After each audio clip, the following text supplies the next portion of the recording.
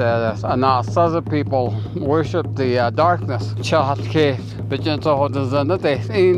Is what we are told, which means that they made their prayer offerings to the darkness. And so it is that these kivas were used in many cases for those type of ceremonial purposes.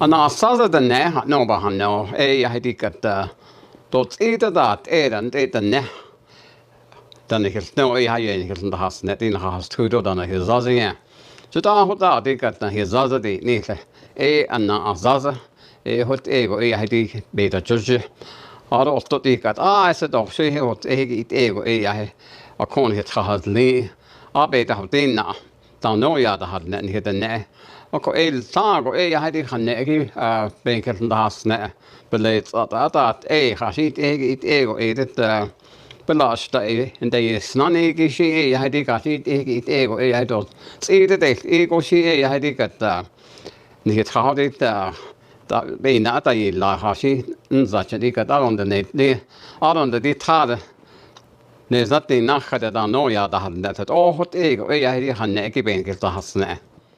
The way that our old people tell about the people that we know as Anasazi are people that were not a very good people. And it is that there are many stories in that our people tell about the way that the people known as Anasazi came about with the things that they did while they were here for the very short time. And by a short time, I mean probably less than 300 years. Because in the oral history of our Dene, when our people first came here, they knew that the Pueblo people were here. And they also knew that there was another separate group of people that they called the Cliff Dwellers. And the Cliff Dwellers are the ones that are very important to the history of our Dene, because it's understood that all of them, if not all of them, of those that were the cliff dwelling people, came to be Dene. So we have so many clan names in that are still here among our people. Tejekina being one of the very first one. But say it the ne, teya the ne, tetchas the ne, tebakin the ne. All of these people are no more. But they were cliff dwellers, and they became the ne, and they had a clans of their own. And so Ache is another one. Those are the people that were actually people that descended and came from the cliff dwellers. But the ones that we call Anasazi are people that are probably the ones that we call the ones that are completely different than our people. They did things very different than the Ne. And their principal economy being slave trade. And they had breeder type people in that. And even the young children and the old people would work. And they had taskmasters in that. And they're depicted in some of these, so many of the broken pottery. After the Anasazi were destroyed, so many of the people that had been held as slaves and that tried to destroy everything and every piece of evidence that there was ever a group of people known as Anasazi. All of these people that were cliff dwellers and the Pueblo people predate the people known as the Anasazi. And so everything today, when people see any kind of cliff dwelling or any type of Pueblo structure and that, they want to say immediately, Anasazi. That is so very wrong. And it is something that should be corrected. That when they talk about them, when they teach about some of the things that we are told among our people, they say, Anasazi, that means before that there were any people known as Anasazi. And then they have other parts of stories and that. They say, Anasazi has that. And then they tell about when the Anasazi were here. And then the third one is, Anasazi at the So it is that our stories run in such a way as before the Anasazi, during the Anasazi, and then after the Anasazi. And that's the way that our traditional stories and the songs and prayers and ceremonies and all of them are told of in that way. And it's very important to know among our people there are so many stories of the evil and the demonic way that the Anasazi lived near our people for a period of time. And so the walls on that, all of them are very different. They were built by different Pueblo groups of people or different slave groups of people. And the physical evidence of that is there as the way that the Dene would tell the stories about the Anasazi and how they put their slave labor to use. How those huge logs and that were transported from over 150 miles away were brought to the site there in construction of those walls and that. And actually, the walls were there in many cases. People don't understand. It's not to keep people out, but to keep people in. And it was that there were serious punishments for some of these slaves and that. They were mistreated and subjected to torture and hunger and all kinds of ways and that to make them obedient. And so when you see some of these pottery, it's just that people look at the pottery and that. There are some pottery that is looks more like a drinking glass, kind of a cylinder type of thing. There's a story behind that. And that was to say when the Anasazi were mocking the gods of the holy people, or the holy people of the Dene, they said, "We are more intelligent than your gods. We should be your gods." And they were bragging about the idea they could take the heart from one dog, and put it into another dog, and switch the hearts, and both dogs could live. And so stories like that. And then after the Anasazi were completely destroyed, there's a story about how these people felt so much anger against the Anasazi that they took effort to shatter and break all of these pottery in that. And there are just huge piles of pottery in that all over the place. And even to this day, when you go out there and you find great big mounds of broken pottery and that. So that is one of the parts of the story of the Dene. Is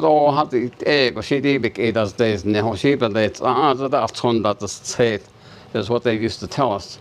And there are so many stories about the evil ways of the Anasazi.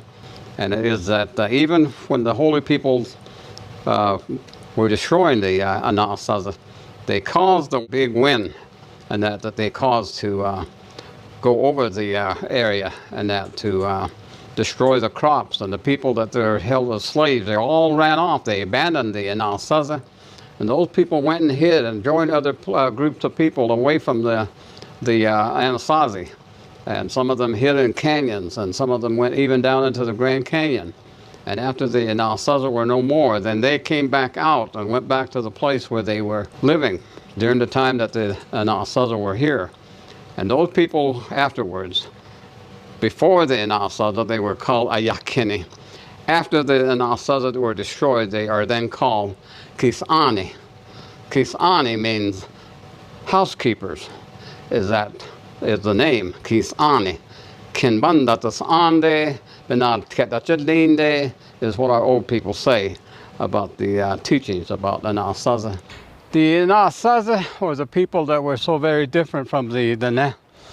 There's a lot of stories and that have been shared with our families and that down through the years, but a lot of it is not being passed on. And so this area, all the way down from the bottom of this canyon, is called Chaco. But the old people used to refer to it as Chaco, Chaco, which is to say the place in the high rock areas. Chaco is then referred to as the place of crying, Chaco, and that's where the word Chaco means the place of crying. And our people had a name for this area, and it was a very evil place after all of the people that had practiced slavery and so many other things that were so horrible, that when the holy people finally destroyed them, they caused the rocks to cave in, and they caused a big wind to dry up all of the wells and that were in this area. And so Chaco is still considered a place of crying and dying. And so this is where we're at. Many of these walls and that, every group that was captured from some area had their own way of building walls. But basically the technique was similar. But you can see the different ways that the design that was built into the walls, and that are kind of many different examples that the rock texture and design of this particular group is different than that group over there, and it's even more different from the group that's further on over in that direction, and then over here in this area as well. So the people that built these walls were not one group of people from one place. There was a number of different groups that came from different areas and that to construct these walls, and they were probably from one particular location, and they put the rocks together and built in the designs into the different ways and patterns and that they used to construct the walls.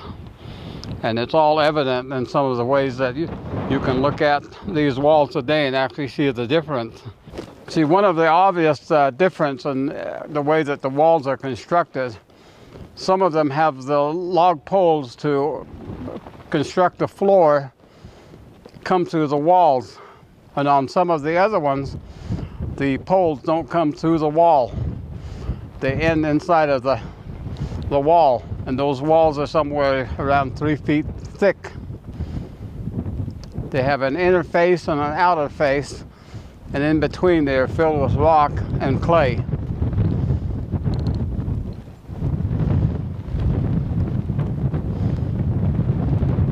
Here's one type of design of a wall that you can see is very different, is that they have the continuous row of thinner rock, not thick, but the rock that are thin, that are put into the design. And so it is very different than some of the other walls that use the larger rocks to make the pattern in the wall. See, there you have the different pattern than that one over there. Now right here is very interesting in the wall and the pattern, where there are large gaps. There are small flat pieces of rock. Now the way that some of the old people used to talk about this is that small children or the elderly people would gather these small pieces of flat rock and haul them and carry them long distances to come here and fill the larger gap between these rocks when they were constructing these walls. Now when they talk about when the holy people determined that they had to destroy the Anasazi, is that they caused the rocks to cave in on some of these structures. So in some of these areas you see large pieces of boulder and that crashed into these walls and actually fell onto the rock formations and that were constructed in the area. And so it destroyed their dwellings and some of the things that they were using these dwellings for. See, now here's another sample of the type of wall that is so very different. It's the smaller flat pieces that were carried in from many miles away. Now even these walls, they're different the way that they are built as they come out of the ground, as they start building higher and higher. It's not the same group of people building the walls. Now when they talk about these what's called the kivas, back in the time of the Anasazi, some of these places were actually altars that were made by the slaves and that were actually places that they would do their human sacrifices. This was completely enclosed, so it was completely dark, telling about how they worship the darkness. But so the is what we are told, which means that their prayers were offered to the darkness. And so this is one of those places that is a location that would be probably sacrificing altars and that were located in some of the kivas and that were constructed. And those are the things that we are told.